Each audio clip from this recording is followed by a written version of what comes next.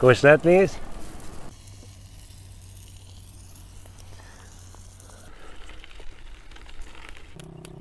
جالبه.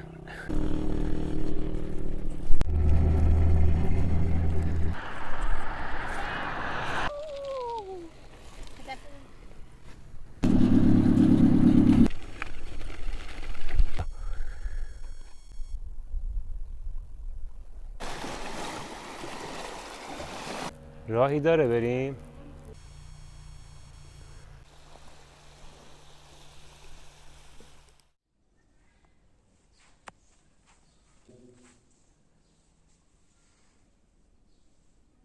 سلام و درود بر شما دوستان و عزیزان همراه همسفر. امیدوارم هر جای دنیا هستین حال دلتون خوب باشه. صدای منو میشنوید از شهر دشتی استان هرمزگان. با ما همراه باشید به امید اتفاقات و ماجراهای بهتر و تجربه های ناب. بریم ببینیم چی پیش میاد. صبح بخیر. خوبی؟ همه چی خوبه؟ گشنت نیست؟ نظر تعمیم مسیر سرسبزه، یه جا بریم صبحونه بخوریم بعد ادامه بدیم؟ خوبه؟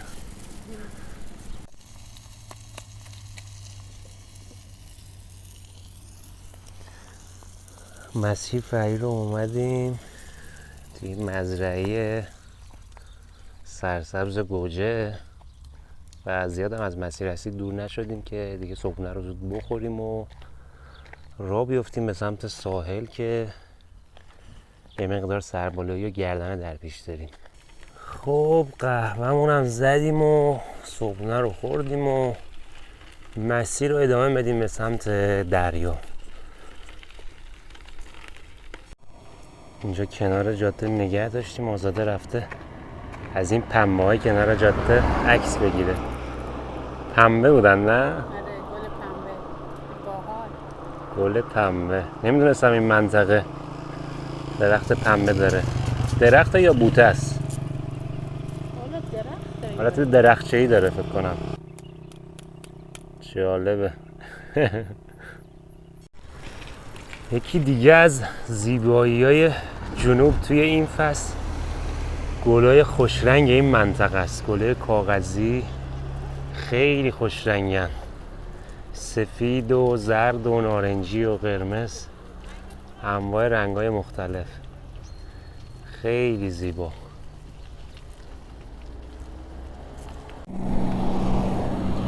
در مسیرمون به شهر بستانو هستیم و اینجا هم دانشگاه آزاد واحد پارسیانه. خب تو مسیرمون به سمت بستانو دانشگاه آزاد واحد پارسیان رو دیدیم و من اولش فکر کردم این ساختمون دانشگاه نیست، این یه اقامتگاهه، یه هتله. خیلی جالبه. تقریبا بیشتر دانشگاه‌های آزادش که حالا شهرستان‌هاش برگرفته از طراحی دانشگاه آزاد واحد خود بندرعباسه که توسط دکتر مشیری طراحی شده و ساخته شده و کلاً بیشتر برگرفته از اون فرهنگ بومی خود منطقه جنوب و به خاطر باد و هوا، اقلیم حاکم بر اون قسمت و اون منطقه، گرما و شرجی بودنش اینا طراحی شده و در نوع خودش هم منحصر به فرد. واقعا کل استان هرمزگان شما برید هر شهرستانی و یکی از این دانشگاه آزادا رو میتونید ببینید دیگه. اولین بار تو بندرعباس ساخته شده. دانشگاه آزاد واحد بندرعباسه که کلا طرحش رو دکتر مشیری دادن که خودشون فکر کنم دکترای معماری دارن از کشور ایتالیا اگه اشتباه نکنم. خب مسیر رو ادامه بدیم. فکر کنم یه گردنه هم داریم تو مسیر.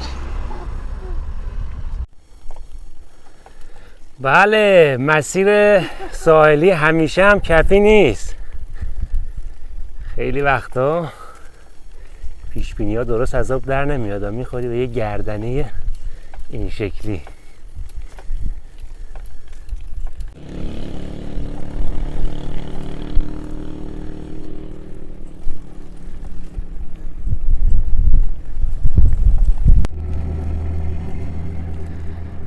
خب از این نقطه هم سرپایینی تندتیزی رو داریم به سمت بستانو.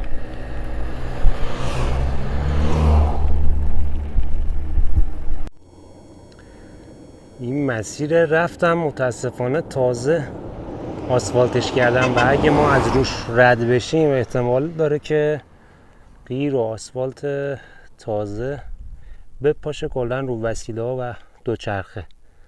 چه کار کنیم؟ دو تا راه داریم، یا اینکه از مسیر خاکی بریم یا اینکه از مسیر برگشت بریم، خلاف بریم.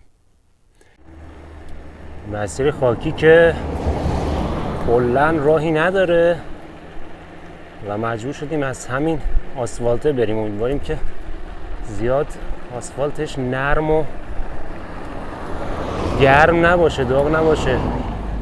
وسیله همون امیدوارم که نپاشه رو وسیله همون.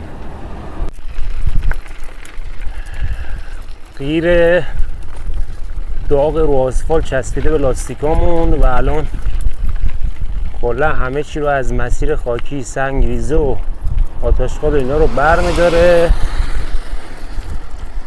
میپاچه رومون، میپاچه رو اورجینا و وسیله همون.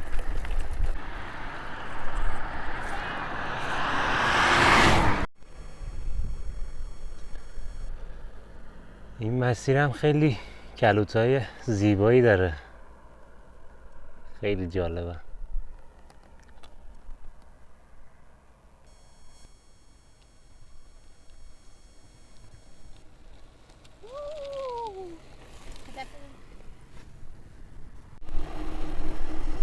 رسیدیم بندر بستانو و اولین چیزی که نرسیده به شهر میبینیم طبق معمول مناره مسجده.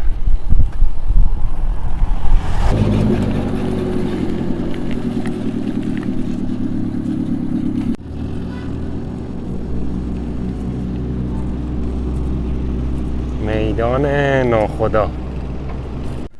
ما الان تو مسیر روستای زیارتیم که اونجا هم یه ساحل قشنگی داره و در ادامه میتونیم بریم به بندر مقدان برسیم. اونجا هم ساحل شنی معروفی داره، خیلی باید زیبا باشه. اونجا رو میتونیم ببینیم و در ادامه اگه فرصتی باشه امروز مسیر رو ادامه بدیم به سمت بندر مقام.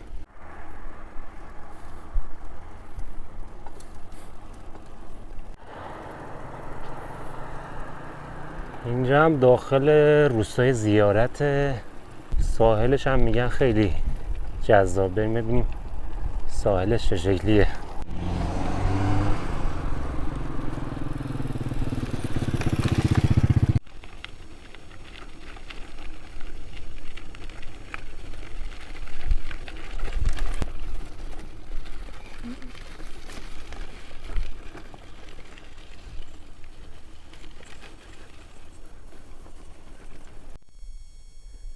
این مسیر ساحلی رو اومدم با دوچرخه رسیدم به اینجا. بریم این بره تپه رو ببینیم چه شکلی ساحل روستای زیارت. اینجا دیگه یه مقدار سبل و بور بود و شنی و تپه‌ای دیگه. گفتم دوچرخه رو اینجا نگه دارم بریم این ساحل زیبای روستای زیارت رو از نزدیک ببینیم. خیلی جالبه.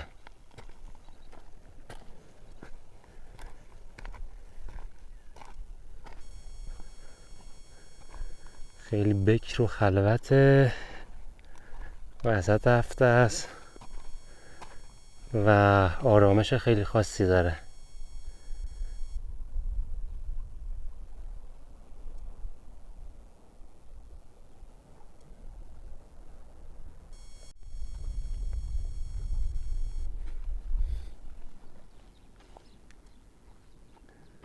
بریم ماهیگیری.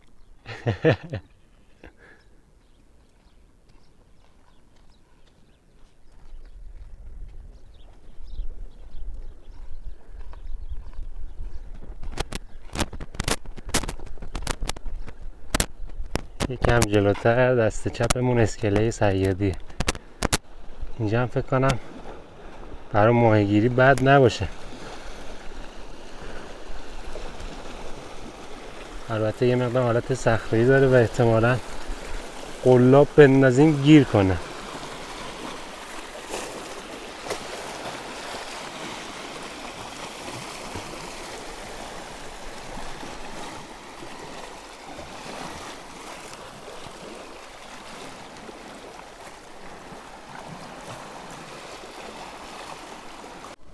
خب از روستا رد بشیم و برگردیم به مسیر اصلی خودمون. سلام.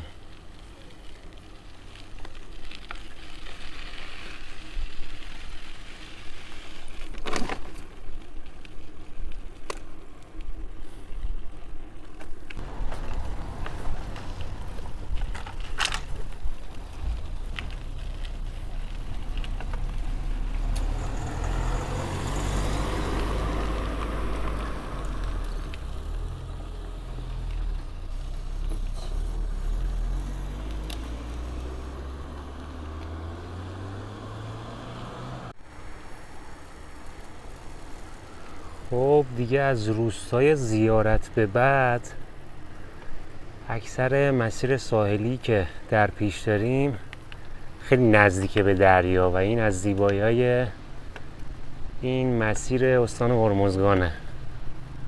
رسیدیم بندر شیوع و میتونیم بریم یه سر هم اسکله اینجا رو ببینیم و یه درخت انجیر معابد کهنسالی هم هست توی این بندر. میتونیم بریم این درخت هم از نزدیک ببینیم.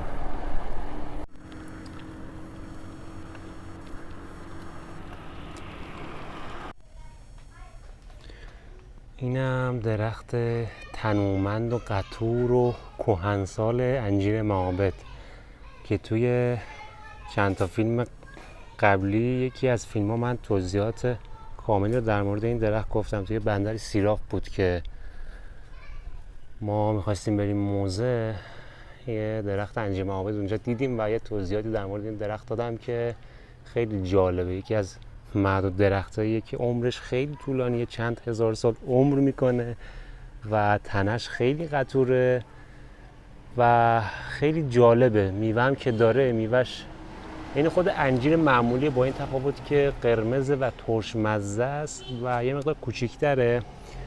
و یه چیز جالب در مورد این درخت اینه که ریشه هاش از شاخه در میاد بدون اینکه اتصالی به خاک داشته باشه. از شاخه و ساقه در میاد و میره پایین، به خاک میرسه و دوباره رشد میکنه و جزئی از تنه درخت میشه.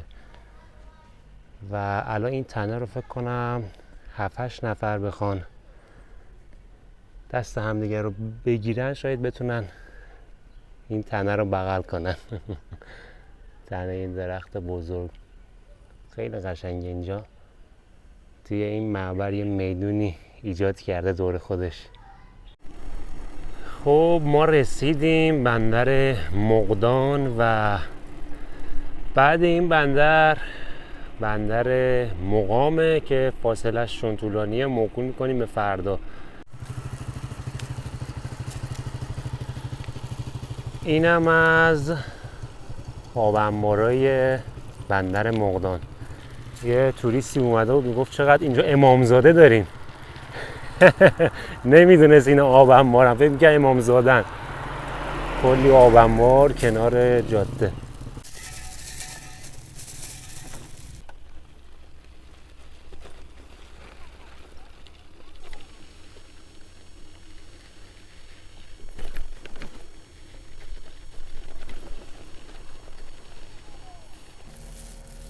اومدیم در نهایت رسیدیم به این جای با صفا تو این غروب دلانگیز. جان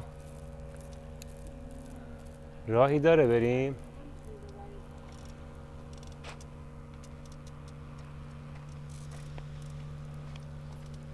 بیا.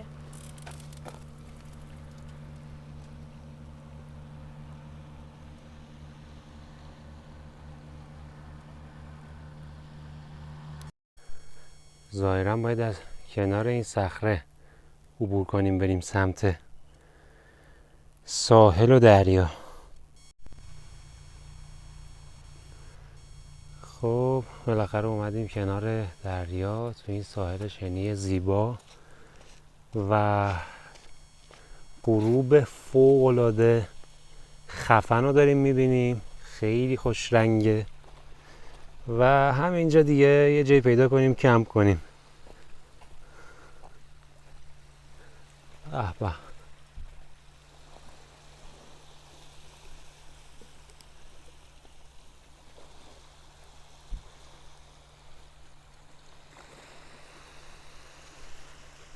کنار این درخت هم میتونیم کمپ کنیم ها.